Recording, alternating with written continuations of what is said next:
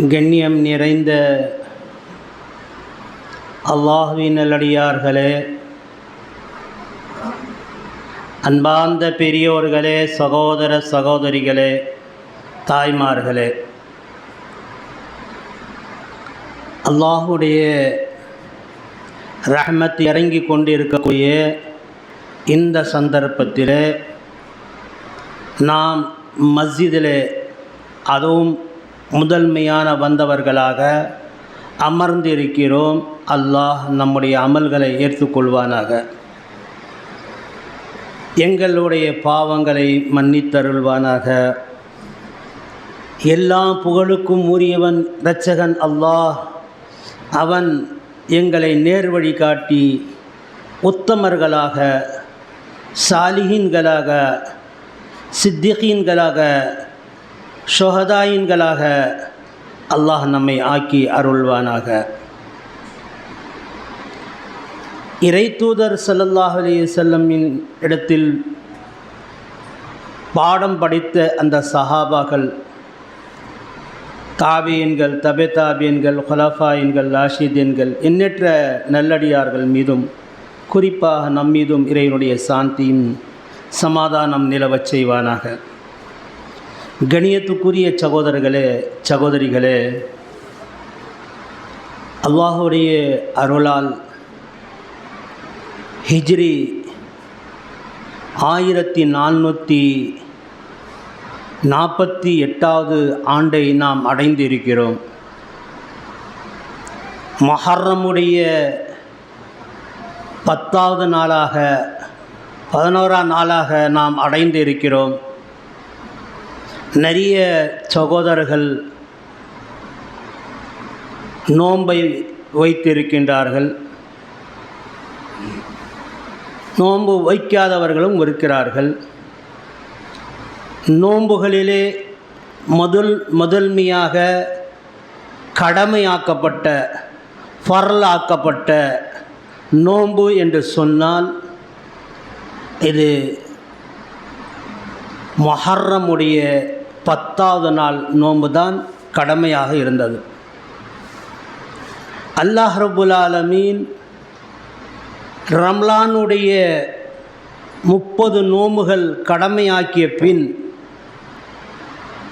இதை வைக்கக்கூடியவர்கள் வைத்துக் கொள்ளுங்கள், விடக்கூடியவர்கள் விட்டுக்கொள்ளுங்கள், கட்டாயம் இல்லை, இது சுன்னத்தான நோன்பு என்று அல்லாஹுடைய தூதர் ஸல்லல்லாஹு அலைஹி வஸல்லம் செய்து சொன்னார்கள். இந்த ரம்லானுடைய நோன்பை யார் வைப்பார்களோ அவர் பிந்திய வருடத்தின் பாவங்கள் அல்லாஹ் மன்னித்து விடுகிறான் என்றார்கள். இந்த நோம்பின் பின்னணி வரலாறு என்ன என்பதை சென்ற வாரம் நாம் கூறியிருந்தோம். குறிப்பாக இந்த 10 நாள் நிறைய அற்புதங்கள் நடந்திருக்கின்றன.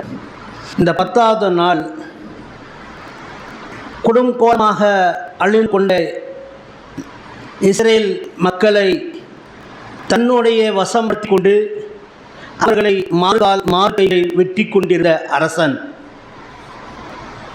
யாரெல்லாம் ஆண் குழந்தையை பெற்றெடுக்கின்றார்களோ அந்த குழந்தையை, பச்சன குழந்தையை அப்படியே உயிரோடு வெட்டி வீழ்த்தக்கூடியவனாக ஒரு அரசன். அந்த அரசன் மக்களை தன் பக்கம் இருக்க வேண்டும், தன்னையே கவலாக வேண்டும், தன்னை ரப்பாக ஏற்றுக்கொள்ள வேண்டும் என்ற நோக்கத்தோட மக்களை அறிவுறுத்தி வந்த அரசன்தான் அந்த அரசன் ஃபிரௌனாக அவன் இடப்படுகிறது. இதளவுக்கு என்று சொன்னால் மூசா அலைஹி வஸலாத்து வஸலாம் அவர் பிறப்பதையும் வெறுத்தவன், அவர் எங்கே இந்த உலகத்தில் பிறந்து விடுவார்களோ என்று சொல்லி பிறந்து எல்லாம் இந்த குழந்தை பிறந்ததோ அந்த குழந்தையை உயிரோடு அவருடைய தாய் தந்தைக்கு முன்னாடி வைத்து அப்படியே கட்டி அப்படியே 2 ஆக்கிவிடுவது அரசனுடைய பழக்கமாக இருந்தது. அப்படி செய்து கொண்டிருந்த அரசனிலிருந்து அல்லாஹ் ரப்புல் ஆலமீன் எந்த மூசா பிறக்கக்கூடாது என்று, எந்த மூசா இந்த மக்களுக்கு மார்க்க பணிகளை செய்யக்கூடாது என்று நினைத்தானோ அல்லாஹ் ரப்புல் ஆலமீன் அந்த மூசாவை வளரச் செய்து ஃபிரௌனுடைய வீட்டிலே பராமரிக்கப்பட்டு ஃபிரௌனே அவர்களுக்கு விளையாடி கொண்டும் அன்பு கொண்டும் ஒரு பாதுகாவலனாக அரசனாக அல்லாஹ் ஆக்கி வைத்தார்.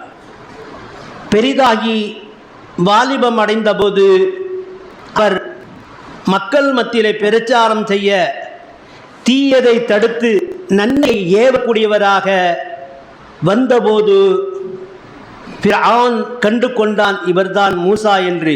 அப்போது அந்த வயதிலே ஃபிரௌன் மூசாவை கொல்ல வேண்டும் என்ற ஒரு நோக்கத்திற்கு எப்படி மூசா என்று அவன் அறிந்தான் என்று சொன்னார்.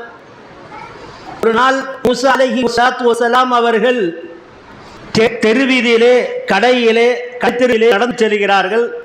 அங்கே இரு மனிதர்கள் ஒருவருக்கு ஒருவர் கெட்ட வார்த்தையை கொண்டு அனாச்சாரமான வார்த்தையை கொண்டு பேசிக்கிறார்கள். அதாவது பச்சையனா சொன்னா தெரியுமாக்கே அப்படின்னு சொல்லுவாங்க. அந்த வார்த்தை ஒரு பச்சையனான வார்த்தை, அசிங்கமான வார்த்தை, ஹராமான வாழ்க்கை, இச்சை கழிக்கக்கூடிய வார்த்தை. அந்த வார்த்தையை பயன்படுத்தக்கூடியவனை பார்த்து மூசா அலைஹிஸ்ஸலாத்து வஸலாம் கோபம் வந்து ஒரு கன்னத்தில் ஒரு அறை விடுகிறார்கள்.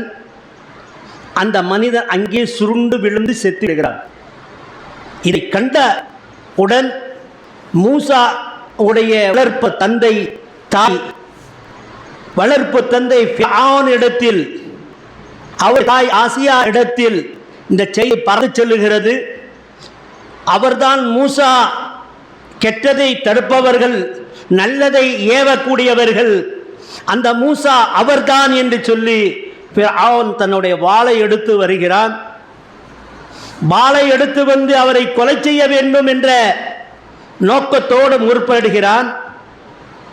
அவ்வாறு முற்படக்கூடிய நேரத்திலே அவர் வீட்டுக்கு வந்து விடுகிறார். மூசா அலைஹிஸ்ஸலாம் அவருடைய மனைவி, அதாவது மூசா அலைஹிஸ்ஸலாமுடைய வளர்ப்பு தாய் ஆசியா அவர்கள் மகனுக்கு சாப்பாடை கொடுத்து பாதுகாப்பான இடத்துக்கு நீ சென்று விடுவாய் என்று அவரை அனுப்பி வைக்கிறார்கள். அவர் சென்று பாதுகாப்பான இடத்தையே தேடிக்கொண்டு மீண்டும் அல்லாஹ் உத்தரவிடுகிறான், நபியே மூசாவே நீ சென்று அந்த மக்களுக்கு போதனை செய்கிறாக என்று. மக்களுக்கு அந்த போதனை செய்வதற்காக புறப்படும் போது மூசா அலைஹிஸ்ஸலாம் அல்லாஹ்விடத்தில் கேட்கிறார்கள், என்னுடைய இரட்சகனே, என்னை நாக்கு தடமாற்றங்கள் ஏற்படுகிறது, பேசுவதற்கு பலம் இல்லை, சொல்லுவதற்கு சொல் வருகை, எனக்கு பல விதத்திலே தடக்கம் ஏற்படுகிறது, எனக்கு ஒரு விதமான கஷ்டம் ஏற்படுகிறது. அகீஹி ஹாரூன் அகீஹி, என்னுடைய சிறுதாய் பிள்ளை ஹாரூனை எனக்கு உதவிக்கு நீ ஆக்கி வைப்பாயாக என்று அல்லாஹ்விடத்தில் துஆ கேட்கிறார். அப்ப அல்லாஹ் தஆலா ரப்பி ஷ்ரஹ்லி சத்ரி வயஸ்ஸிர் லி அம்ரி வஹ்லுல் உக்தம் மின் லிசானி யஃகஹு கௌலி வஜஅல் லி வஸீரன் மின் அஹ்லி ஹாரூன் அவனுக்கு ஒரு துணையாக உன்னுடைய சகோதரன் ஹாரூனை நீ அழித்து கொண்டு நீ மூசாவிடம் செல்வீராக. நீ தத்தளித்து பேசக்கூடிய பேச்சிலிருந்து, உன்னுடைய வாய் தடமாற்றத்திலிருந்து, உன்னுடைய கால் பதற்றத்திலிருந்து, உன்னுடைய உடம்பு பதற்றத்திலிருந்து, உன்னுடைய உடம்பிலே பதற்றத்திலிருந்து, உன்னுடைய இதயத்தினுடைய பதற்றத்திலிருந்து உன்னை நாங்கள் பாதுகாக்கிறோம் என்று சொல்லி அல்லாஹ் அனுப்பி வைக்கிறான். சென்று அதே போன்று அவனிடத்திலே பிரச்சாரங்களை செய்ய, பிரச்சாரத்தின் போது ஃபிரௌனுக்கும் மூசாவுக்கும் வாக்குவாதம் ஏற்பட்டு ஃபிரௌன் தோல்வியை சந்திக்கிறான். மூசா அலைஹிஸ்ஸலாம் அவர்கள் வெற்றி பெறுகிறார்கள். வெற்றி பெற்று அவர்கள் தன்னுடைய கூட்டத்தாரை அழித்து கொண்டு செல்லுகின்ற போது ஃபிரௌன் கொலை செய்வதற்காக, மூசாவையே வெட்டி வீழ்த்துவதற்காக மூசாவுக்கு கூட சென்றவர்களை மாறுகால் மாறு கைகளை வெட்டி வீச வேண்டும் என்ற ஒரு நோக்கத்தோட புறப்படுகிறான்.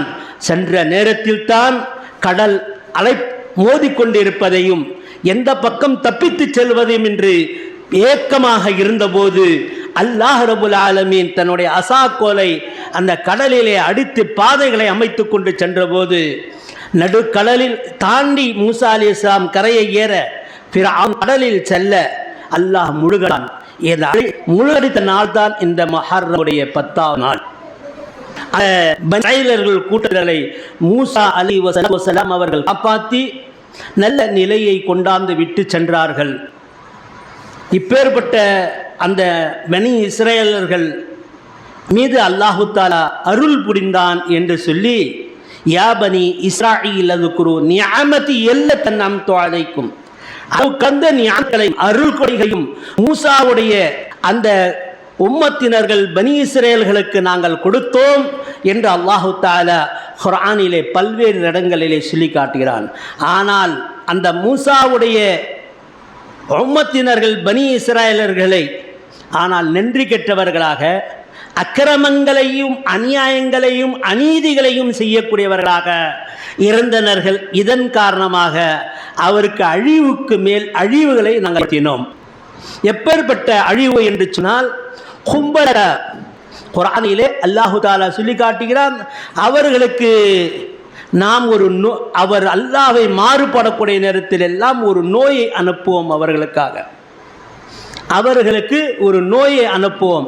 அந்த நோயிலே ஒன்று கும்பலா என்று சொல்லக்கூடிய ஒரு நோய், அதாவது தலையிலே பேன்களை அதிகமாக்கி கொள்வதல். ஒரே அதிகமாக தலையிலே பேன் அதிகமாக்கி கொள்ளும். அந்த பேனின் காரணமாக சுண்டி தன்னுடைய தலையிலே நகங்களாக கீறிக்கொண்டு இரத்தங்களை வீழ்த்தக்கூடியவதாக ஆகிவிடும். அப்பேற்பட்ட நிலைகளை அவர்களுக்கு ஒரு நோயாக நாம் கொடுத்தோம். அப்பேற்பட்ட நோயை கொடுக்கப்பட்ட நேரத்திலே அந்த மூசாவுடைய பனி இஸ்ரவேலர்கள் அந்த பனு இஸ்ரவேலர்கள் என்ன செய்தார்கள்? மூசாவிடத்தில் முறையிட்டார், எங்கள் பேன் வேதனையை நீங்கள் தூரப்படுத்துங்கள் என்று, இந்த நோயிலிருந்து நாம் அகப்பட்டு விட வேண்டும் என்று. மூசா அலைஹிஸ்ஸலாம் நீங்கள் தௌபா செய்யுங்கள், நிச்சயமாக அந்த நோய் உங்களை விட்டு வெளியேறிவிடும், உங்களுக்கு இது தண்டனையாக இருக்கிறது, சோதனையாக அல்ல என்றார்கள். சோதனை என்பது வேறு, தண்டனை வேறு. தண்டனையாக இருந்தால் இஸ்திக்ஃபார் செய்யும் போது அது என்ன ஆகிவிடும்? அந்த பாவம் மன்னித்து விடும், அதிலிருந்து நீங்கள் அகப்பட்டு விடுவீர்கள். எந்த கஷ்டத்தில் நீங்கள் இருந்தீர்களோ அந்த கஷ்டத்தை விட்டு வெளியேறி விடுவீர்கள். அதே நேரத்தில் சோதனை இருந்தால் அது அதிகரித்து விடுத்து கொண்டே இருக்கும். நீங்கள் செய்ய செய்ய இஸ்திக்ஃபார் செய்ய, தௌபா செய்ய, பாவம் கேட்க, அல்லாஹ்விடத்தில் மன்னிப்பு கேட்க அது அதிகரித்து கொண்டே போகும். என்னதுக்கு ஒரு காரணம் என்று சொன்னால் லூத் அலைஹி வஸலாத்து வஸலாம் ஒரு தனி தலைப்பு இருந்தாலும் ஒரு சின்ன செய்திகள் சொல்லி. லூத் அலைஹி ஸலாத்து வஸலாம் தன்னுடைய மனைவி ஜினா செய்யக்கூடியவராக, ஹராமான வேலையை செய்யக்கூடியவராக இருந்தார்கள். லூத் அலைஹி ஸலாத்து வஸலாம் அவர்கள் அதிகமாக சொன்னார்கள், செய்யக்கூடாது, அது ஹராமான காரியமும், பிற ஆண்களோட விபச்சாரம் செய்வது, பிறர்களை ஆணோட ஆணை கலப்பு ஏற்படுத்தி தருவது, இது கடுமையான வேலைக்கு ஆளாக்கப்படுவாய் என்று சொன்னால் சொல்ல சொல்ல அதிகமாக செய்ய ஆரம்பித்தார்கள். 2 மகள்கள் அவர்களுக்காக இருந்தார்கள். யாருக்கு? லூத் அலைஹி ஸலாத்து வஸலாம் அவர்களுக்கு 2 மகள்கள் இருந்தார்கள். 2 மகள்களையும் அவர்கள் வீணான வெளியிலே ஹராமான ஜினாவை அழித்து செல்ல வேண்டும், விபச்சாரத்தில் அழித்து செல்ல வேண்டும் என்று முயற்சித்தார்கள். ஆனால் தந்தை விடவில்லை.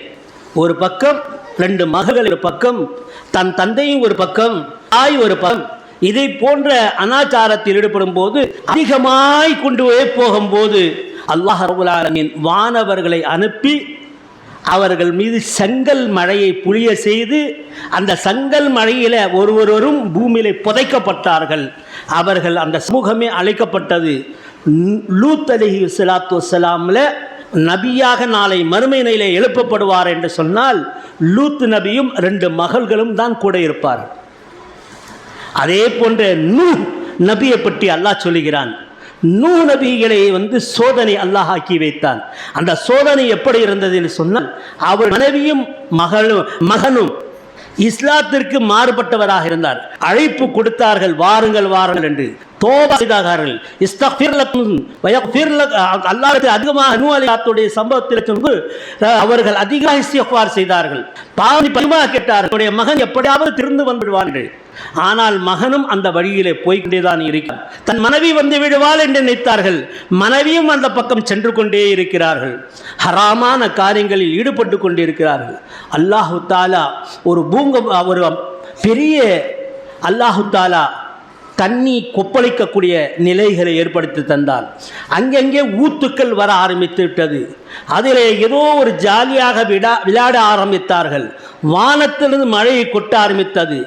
அவர்கள் மேல் கடுமையான வேதனை அனுப்பி நூஹ் அலைஹிஸ்ஸலாத்து வஸ்ஸலாம் கப்பல் தயாரித்து வைத்திருந்த அந்த கப்பலில் எல்லோரும் சென்ற நூஹ் அலைஹிஸ்ஸலாத்து வஸ்ஸலாம் மகன் தண்ணியில் நீச்சல் அடிச்சுக்கிட்டு போயிட்டு இருக்கான். மகனை கூப்பிட்டு, தப்பா நல்லா இல்லை, நீ செய்கிற நல்லா இல்லை, வந்து கப்பலில் ஏறிக்கிற ஜாவ் துமாரா காதை கிழக்கும் நீ சடோங்கா அப்படின்னு ஒரு முரட்டான பில்களை அப்படியே தூக்கி அள்ளி வருகிறார். நான் ஏற மாட்டேன், போ, எனக்கு அந்த மலை இருக்குது, நான் காப்பாற்றிக்குவேன், நான் அப்படி போய் காப்பாற்றிக்குவேன், நான் இன்னும் என் வழியில் நான் போயிடுவேன், உங்கள் பெரியவங்களுடைய பேச்சை நான் கேட்க மாட்டேன் அப்படின்னு சொல்லிட்டு போகிறான். அல்லாஹ் அவனையும் அந்த தண்ணியிலே அழித்து விட்டான். ஆணவமாக பேசிய ஆணவத்தின் காரணமாக அவன் அழித்தான். அவருடைய மனைவியை அவன் அழித்தான். நூஹ் அலைஹிஸ்ஸலாமும் அவர் கூட மக்களும் போனார். இது ஒரு சோதனை. ஆனால் அதே நேரத்தில் அது ஒரு சாதனையாகவும் மாறியது. ஆனால் அல்லாஹ் ரப்புல் ஆலமீன் வேதனை என்று சொல்லி இறக்கினான் என்று சொன்னால் இதனால் தாங்க முடியாத ஒரு வேதனை, கடுமையான அந்த ஃபிரௌனுக்கு வேதனை அல்லாஹ் கொடுத்தான். எப்பேற்பட்ட வேதனை என்று சொன்னால் சுப்ஹானல்லாஹ், இன்னைக்கு வர அவனுடைய சடலத்தை மண்ணில் வைக்க முடியாது, தூக்கி மண்ணு கடாசிடும். அப்படி தூக்கி நீ உள்ளே வச்சா தூக்கி கடாசிடும். அப்படியே பூமியிலே தான் கிடக்கிறான். அது எல்லாம் மிதித்து வாய்ப்பட்டு துன்படுத்தி அந்த மாதிரி அந்த சடலத்தை இருந்து கயாமத்து நாள் வரை அப்படி தான் இருக்குன்ட்டான்ல. அப்போதுதான் மிஸ்ருடைய அரசன் அந்த சடலத்தை, ஃபிரௌனுடைய உடம்பை தூக்கி ஒரு இடத்துல பத்திரமா வச்சுருக்காங்க. இன்றைக்கி வரை இருக்குது. அதே நேரத்தில் கயாமத்து நாள் வரை பூமியில் தான் இருக்கும். நாளை கயாமத்து நாளில் வீறு கொடுத்து ஃபிரௌனுக்கு எழுப்பப்படுவார்கள். அப்போது தான் அந்த நிலை. இந்த நாள் நடந்த நாள் தான் இந்த முஹர்ரமுடைய 10வது நாள். இந்த ஒரு சம்பவத்தை நீங்கள் கண்டீர்கள். இன்னொரு சம்பவம் என்ன அப்படின்னு, ரசூலுல்லாஹ் ஸல்லல்லாஹு அலைஹி வஸல்லம் அவர் 4 மகள்கள் இருந்தார்கள். 4 மகளில் அபூ லஹாபுடைய மகனுக்கு 2 மகள்களை கொடுத்திருந்தார்கள். உஸ்மான் ரலியல்லாஹு அன்ஹுவுக்கு ஒரு மகளை கொடுத்திருந்தார்கள். அலி ரலியல்லாஹு அன்ஹு அவர்களுக்கு ஒரு மகளை கொடுத்திருந்தார்கள். அபூ லஹாபுடைய 2 மகள்களை அங்கே கொடுக்கப்பட்டதில் கொடுமையான இஸ்லாத்தை நபிகள் நாயகம் ஸல்லல்லாஹு அலைஹி வஸல்லம் சொன்னால் கடுமையாக வேதனைப்படுத்துவாங்க. யார்? அபூ லஹாபு. அவர்களை இந்த அளவுக்கு அபூ லஹாபு துரத்தினான் என்று சொன்னால் சுடு கம்பிகளை, அதாவது இரும்பு கம்பி இருக்கு இல்லையா, சூடு எடுத்து அவருடைய கால் பாதத்தில் வைப்பானான். ரசூலுல்லாஹ் ஸல்லல்லாஹு அலைஹி வஸல்லமுடைய மனம் புண்படுத்த மாதிரி அவை அடி காயப்படுத்தானான். அவருடைய கணவன் மட்டும் காயப்படுத்துவதில்லை, மாமனார் அபூ லஹபும் காயப்படுத்துவார்களாம். இப்படியெல்லாம் கொடுமைக்கு மேல் கொடுமைப்பட்ட ரசூலுல்லாஹ் ஸல்லல்லாஹு அலைஹி வஸல்லம் அவர்கள் பொறுத்து கொண்டு இருந்தார்கள். ரொம்ப பொறுமைக்கு மேல் பொறுமை கொண்டார்கள். ரசூலுல்லாஹ் ஸல்லல்லாஹு அலைஹி வஸல்லம் ஹிஜ்ரத் செய்து மக்காவிலிருந்து மதீனாவுக்கு சென்றது தான் ஹிஜ்ரி என்று சொல்வது. அங்கே சென்ற போது ரசூலுல்லாஹ் ஸல்லல்லாஹு அலைஹி வஸல்லம் 2 மகள்களையும் அபூ லஹாபு தலாக் கொடுத்து 2 மனைவிமார்களையும் தன்னுடைய 2 மருமகளையும் அனுப்பி வைத்து விடுகிறார். அல்லாஹ்வுடைய தூதர் ஸல்லல்லாஹு அலைஹி வஸல்லம் அவர்கள் கண்ணீர் விட்டவர்களாக இருக்கிறார்கள். உஸ்மான் ரலியல்லாஹு அன்ஹு அவர்கள் மருமகனாக இருந்தார்கள் அல்லவா, அலி ரலியல்லாஹு அன்ஹு மருமகனாக இருந்தார்கள் அல்லவா, அவர்கள் என்ன செய்தார்கள்? உஸ்மான் ரலியல்லாஹு அன்ஹு மௌத்தாகி விடுகிறாங்க. அப்போ ரசூலுல்லாஹ் ஸல்லல்லாஹு அலைஹி வஸல்லம் தலாவிட்டு அனுப்பப்பட்ட ஒரு மகளை உஸ்மான் ரலியல்லாஹு அன்ஹு திருமணம் செய்து வைக்கிறார். அன்புக்குரிய தோழர்களே, இஸ்லாத்தில் இது ஒரு சோதனை. மகள்களை திருமணம் செய்து தந்து அவர்களை கொடுமைப்படுத்துகிறார் என்று சொன்னால் சிலர்களுக்கு அது சோதனை, சிலர்களுக்கு வேதனை. அதே நேரத்தில் அது சோதனையாக இருந்தால் அது நமக்கு பொறுத்து கொண்டால் சாதனை. 3 விஷயங்கள் அதில் அடங்கி இருக்கிறது. ஒரு மகளை திருமணம் செய்து தருகிறார், 2 மகள்களை திருமணம் செய்கிறார், 3 மகளை பெற்றெடுத்து திருமணம் செய்கிறார். அவர்களை 2 மகள்களை யார் ஒருவர் அல்லாஹ்வுடைய தூதர் ஸல்லல்லாஹு அலைஹி வஸல்லம் அவர்கள் சொன்னார்கள், 2 மகள்களை பெற்றெடுத்து அதை ஆளாக்கி திருமணம் செய்து தருகிறார்கள், அவருக்கு சொர்க்கம் இருக்கிற ரசூலுல்லாஹ் சொன்னாங்க. ஆனால் அல்லாஹ்வுடைய தூதர் இடத்துல கேட்டாங்க, யார் ரசூலுல்லாஹ், ஒரு மகள் இருந்தாலுமா கேட்டார். அல்லாஹ்வுடைய தூதர் சொன்னார்கள், ஒரு மகள் இருந்தாலும் கூட அவர்களை திருமணம் செய்து பல சிரமத்திற்கு ஆளாக்கப்பட்டு அதை அவருடைய திருமணம் செய்து தருகிறார்கள். அவர் அதிலிருந்து ஏற்படக்கூடிய ஒரு கண்ணீரும் அவருக்கு சுவர்க்கம் அடைகிறது என்றார்கள். சுபஹானல்லாஹ். இன்னைக்கு பெண் குழந்தையை பெற்றெடுத்து நிறைய பேர்கள் விபச்சாரத்துக்கு விட்டு விடுகிறார்கள், கண்டு கொள்ளாமல் விட்டு விடுகிறார்கள். தன்னுடைய மகள் எப்படி அவனாலும் போகட்டும், நாம் நல்லா இருந்தால் போகும் என்றார்கள். ஆனால் மகளை திருமணம் செய்து தரக்கூடிய நேரம் வரை அவருக்கு பொறுப்பு, அதற்கு பிறகும் கூட அவருடைய பொறுப்பு இருக்கிறது. அவரை மேற்பார்வை பார்ப்பதற்காக பல துன்பங்கள் பல துயரங்கள் வந்தாலும் கூட அதை பொறுத்துக்கிறான் சொன்னால் அது சாதனை. அல்லாஹ் ரப்புல் ஆலமீன் இது அலி ரலியல்லாஹு அன்ஹு அவருக்கு ஃபாத்திமா ரலியல்லாஹு அன்ஹா திருமணம் செய்தார். அவர்களுக்கு 2 குழந்தை பிறக்கிறது. அந்த 2 குழந்தையும் ஹசன் ஹுசைன் ரலியல்லாஹு அன்ஹு. அந்த ஹசன் ஹுசைன் ரலியல்லாஹு அன்ஹு அவர்கள் அல்லாஹ்வுடைய தூதர் ஸல்லல்லாஹு அலைஹி வஸல்லம் ஆட்சி காலத்திலே ரசூலுல்லாஹ்வுடைய மேல் ரசூலுல்லாஹ் தொலை வச்சுக்கிட்டு இருப்பாங்களா. ஹசன் ஹுசைன் வந்து நேராக நானாவுடைய மேலே முதுகு மேலே ஏறி உட்காந்துக்குவாங்களாம். அல்லாஹ்வுடைய தூதர் ஸல்லல்லாஹு அலைஹி வஸல்லம் தனக்கு ஆண் குழந்தை இல்லை, ஆர்வத்தோடு அவர்களை அப்படியே உட்கார வச்சுருப்பாங்க. சப்புல அப்படியே மக்கள்லாம் சஜ்தால இருப்பாங்க. அல்லாஹ்வுடைய தூதர் ஸல்லல்லாஹு அலைஹி வஸல்லமுடைய அத்தஹியாத்துல அதாவது சஜ்தாவில் எழுந்து உட்காரும்போது அந்த ஆண் குழந்தைங்க வந்து ஒரு மடியில் 2 கால்புஜங்களிலே அமர்ந்து கொள்வார்களாம். அல்லாஹ்வுடைய தூதர் எழுவதற்கே முடியாது, பொறுத்து மல்லமா அப்படியே எடுத்து விட்டு அப்படியே அத்தஹியாத்திலிருந்து எந்திரிப்பாங்க, சஜ்தா எந்திரிப்பாங்க. அல்லாஹ்வுடைய தூதர் ஸல்லல்லாஹு அலைஹி வஸல்லம் அவர்கள் இந்த அளவுக்கு தன்னுடைய ஆண் குழந்தையை தன் பேர பிள்ளை அன்பு செலுத்தினார்கள். இந்த அளவுக்கு என்று சொன்னால் அவர்களை கூடவே வைத்து கொண்டிருப்பார்கள். ஒரு நாள் ஒரு பேரித்த பழத்தை எடுத்து அப்படி வாயில போட்டார். ஒரு குழந்தை எடுத்து ஹசன் ஹுசைனில் ஒரு குழந்தை போட்டார். ரசூலுல்லாஹ் ஸல்லல்லாஹு அலைஹி வஸல்லம் அந்த கையை விரல் வாயில விட்டு அப்படி தூக்கி இழுத்து அந்த பேச்சு பழத்தை தெருல தூக்கி கடாசினார். ஏன் நானா அப்படின்னு கேட்டாங்க. நமக்கு தர்மம் இருக்கிறது நமக்கு ஹராமாக்கப்பட்டு இருக்கிறது, அந்த பொருளாக இருக்குமோ என்று நான் அஞ்சி இதை தூக்கி கடாசி விட்டேன். பிள்ளைங்களை தரத்தீப்பு பண்ணார்கள் ரசூலுல்லாஹ் ஸல்லல்லாஹு அலைஹி வஸல்லம். அப்போது மக்கள் எல்லாம் வந்து ரசூலுல்லாஹ் இந்த அளவுக்கு முத்தமிடுறார் போகிறார் அப்படின்னு சொல்லி சிலருக்கு போராமல் இருக்க தான் செய்கிறது. ரசூலுல்லாஹ் கேட்குறாங்க, நீங்கள் நிறைய முத்தம் இடுறீங்க உங்கள் பேர பிள்ளைங்களுக்கு, நவாசிகளுக்கு என்ன செய்கிறீங்க, நீங்கள் ரொம்ப முத்தம் இடுறீங்களே அப்படின்னு கேட்டாங்க. இப்போ ரசூலுல்லாஹ் ஸல்லல்லாஹு அலைஹி வஸல்லம் சொன்னாங்க, எனக்கு ஆண் குழந்தையே கிடையாது, இந்த குழந்தைய வந்து நான் வந்து பராமரிக்கிறேன், நான் இது முத்தமிடுறேன் அப்படின்னு. அந்த அளவுக்கு முத்தமிட்ட அவர் தான் ரசூலுல்லாஹ் பிறகு நபியாக ஆகுவார்களா என்றும் கூட எதிர்பார்த்தார்கள். ஆனால் ரசூலுல்லாஹ் ஸல்லல்லாஹு அலைஹி வஸல்லம் சொன்னாங்க, ஹாத்தமுன் நபி, நான் தான் கடைசி நபி என்று சொன்னார்கள். இந்த அளவுக்கு கடைசி நபி என்னை தவிர நபி யாரும் கிடையாது என்று. ரசூலுல்லாஹ் ஸல்லல்லாஹு அலைஹி வஸல்லம் மரண தருவாய் நேரத்திலே சக்ராத்துடைய அஸாபை சுமந்து கொண்டு இருக்கக்கூடிய நேரத்திலே இஷாவுடைய தொழுகைக்காக மக்கள் எல்லாம் நின்று கொண்டு இருக்கிறார்கள். பள்ளியிலிருந்து மசீதிலிருந்து வீட்டிலிருந்து மசீதுக்கு போக முடியாத தவிப்பான நிலையிலே பரதாவை விலக்கி பார்க்கிறார்கள். மக்கள் எல்லாம் தொழுகைக்காக நிற்கிறார்கள். தொழுகைக்கு இமாமாகிய நபிகள் நாயகம் ஸல்லல்லாஹு அலைஹி வஸல்லம் போக முடியாமல் தவித்து கொண்டிருக்கும் போது அல்லாஹ்வுடைய தூதர் ஸல்லல்லாஹு அலைஹி வஸல்லம் சொல்கிறார்கள், ஆயிஷாவே, உன்னுடைய தந்தையை இமாமத்து செய்வதற்காக நிறுத்துவீராக என்று. அப்போதுதான் ஆயிஷா ரலியல்லாஹு அன்ஹா அவர்கள் சொன்னார்கள், என் தந்தை குர்ஆனுடைய வசனத்தை ஓத ஆரம்பித்தால் அழ ஆரம்பித்து விடுவார்கள், அதனால் எங்கள் தந்தைக்கு வேணாம், உமருக்காவது சொல்லுங்கள், அலிக்கு சொல்லுங்கள், அல்லது ஹசனுக்கு ஹுசேனுக்கு இவர்களை எல்லாம் இருக்கிறார்களே குர்ஆனுடைய வல்லுநர்களாக ஒன்றிணைத்த உஸ்மான் பின் ஆஃபான் ரலியல்லாஹு இருக்கார்கள். இப்பேற்பட்ட மக்களுக்கு நீங்கள் தொலை வைக்க சொல்லுங்கள், எங்களுடைய தந்தைக்கு வேண்டாம் என்று சொன்னார்கள்.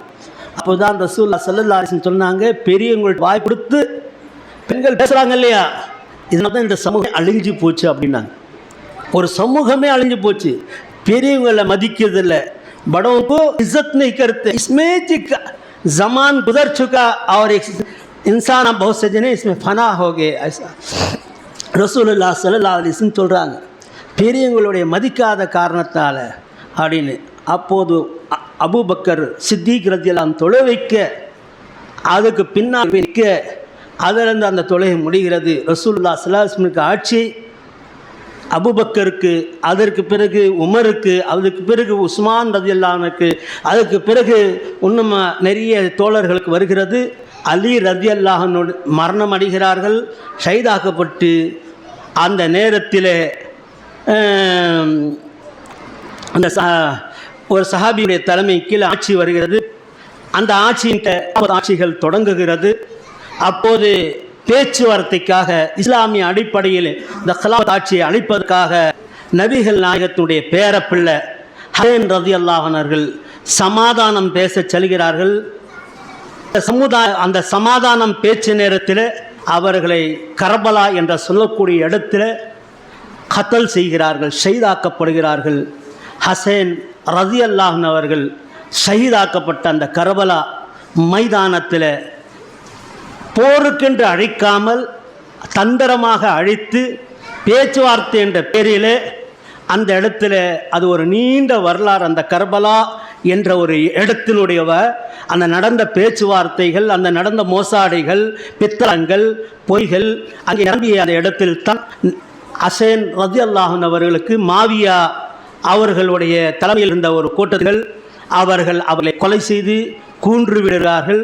அதுதான் முஹர்ரமுடைய 10வது நாள். அந்த கொல்லப்பட்ட மோசமான நிலைகளிலே இன்று ஷியாக்கள் அந்த 10வது நாளிலே என்ன நெருப்பை மிதிப்பதும் பல கோணங்களை பல காட்சிகளை செய்வதும் நாம் பார்க்கிறோம். அந்த ஷியா என்று சொன்னால் என்ன?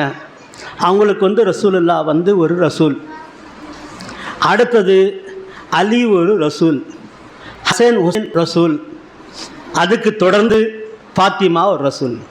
நான் ஃபாத்திமாவுடைய பெண்கள் ஆட்சி செய்யக்கூடாது, அவர்கள் சில போர்களை செய்கிறார்கள். அந்த கலாஃபத் ஆட்சியில் பல துன்பங்கள் வருகிறது. இந்த 5 பேர் தான் பஞ்சாகின்னு சொல்லுவாங்க. அதிலேருந்து வந்தது தான் இந்த ஷியாக்கள்.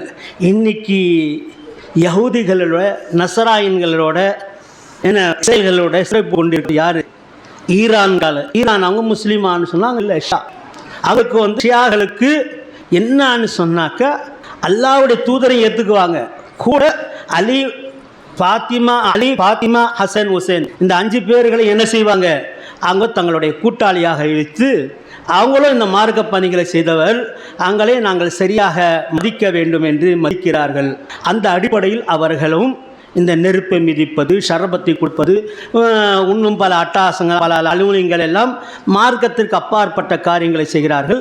அதனால் ஷிர்க் செய்தவர்கள் என்று நாங்கள் சொல்கிறோம். அந்த ஷர்பத்தை எங்கேயாவது கொடுத்தாங்கன்னு சொன்னால் வாங்கி குடித்தாலும் கூட ஹராம் தான் அது. அதே நேரத்தில் அல்லாஹ்வுடைய தூதர் நமக்கு அதிகபட்சமாக செய்தது என்ன? ஒரு நோம், ஆஷிரா நாளுடைய நோம், அல்லது 9வது நாள் 10வது நாளுடைய நோம் நீங்கள் வையுங்கள். அது முதல் கடமை. அது ரம்ஜானுடைய நோன்பு வந்த காரணத்தில் அந்த 2 நோன்பு சுன்னத்தாக நோம்பாகவும் பலன் வருடத்தினுடைய பாவங்கள் கூடியதாகவும் ஆக்கி வைத்தார்கள். அன்புக்குரிய சோழலை இங்கு குறிப்பிட்ட ஒரு தலைப்பு முஹர்ரத்தினுடைய சிறப்பு. அதன் அடிப்படையில் சில செய்திகளை உங்களுக்கு சொல்லி நான் முடிக்கிறேன். அல்லாஹ் தஆலாவுடைய பாவங்களை மன்னிப்பானாக, ஈருலக வெற்றியாளர்களை ஆக்கி வைப்பானாக. ரப்பனா தக்கப்பல் துஆ இன்னக அன்த ஸமீஉ வ துப் அலைனா இன்னக அன்த தவ்வாபுர் ரஹீம் வல்ஹம்துலில்லாஹி ரப்பில் ஆலமீன்.